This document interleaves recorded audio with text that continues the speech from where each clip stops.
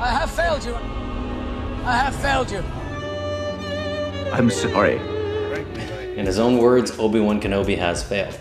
But I don't believe it was for story or continuity between films. As a professional cinematographer, I'm concerned with the visuals, and in my opinion, the greatest failing of Obi Wan Kenobi was the cinematography. And that's not because I personally didn't like it. There's plenty of films like the Jason Bourne films, for example, that I don't like the camera work, but I do recognize that it works really well in the context of that film.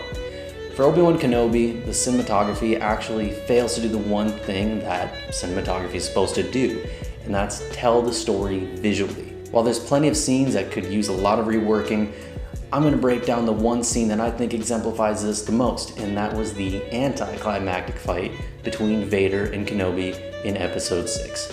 It's also worth mentioning that for this review, I'm not going to be talking about visual effects or anything in post-production or how real or maybe less than real the volume may look at times. For this review, I'm going to be talking strictly about cinematography, and that's the camera department and the lighting department.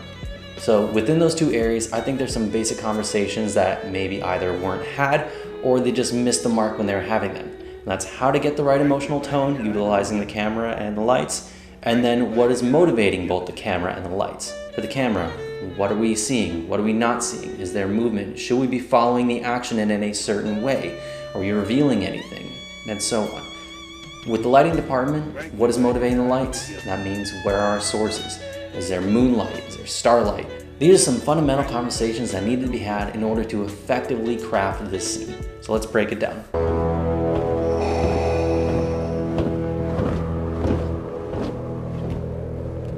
This opening scene, Vader's coming out of a ship, and we need to be conveying that this is a powerful person. We should be afraid of Vader at this point. And this slow track and pan shot, it's just not doing that. It looks more like something you'd see in an outlet commercial. The deals. Feel the deal at Tanger Outlets. Vader looks like he's coming out of his car with a Kohl's bag. This doesn't convey what they want it to convey. I will do what I must. Everything in the scene looks like it's lit with these overhead LED panels, which is fine for like a base for practicality, but it's basically just mocking one source of light, which is a moonlight. But now their lightsabers are becoming the key lights, which are the primary sources of illumination. So when Obi-Wan lights up and strikes his pose, we're just seeing blue everywhere and almost nothing else. And it's very flat and one-dimensional. And that's not showing tension at all. That just looks like they're playing with glow sticks. This isn't very dynamic.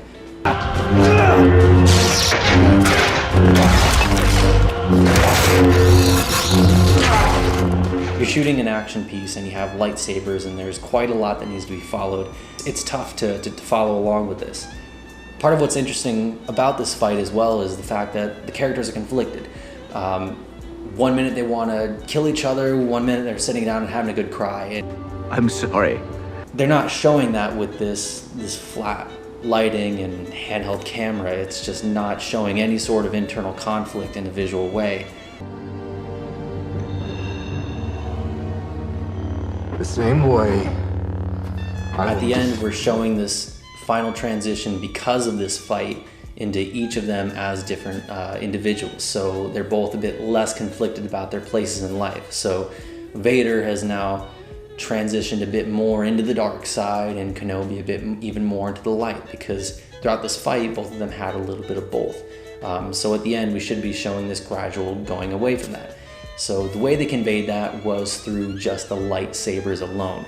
And so when his helmet is sliced off and we see a bit of his face, we're showing a little bit of that mixing from blue to purple to red, and finally it's just pure red. He's gone totally evil, and this is how we end the scene. But the way that the light interacted on screen from their lightsabers, it muddied the actors' faces, and we're getting even less emotion from them. You know, we're not able to see as much of what's going on internally with them. And especially with Hayden Christensen, it's a bit tough because we're only seeing like this small part of his face, and now we're muddying that even further. So it wasn't the best call to make. The overall impression I get from this scene is that it was just the bare minimum. There's no real imagination put into it. Imagination.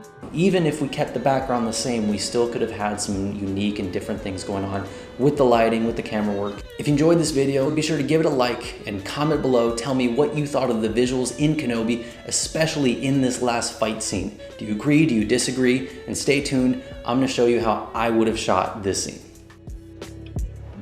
Frankly, my dear, I don't give a damn.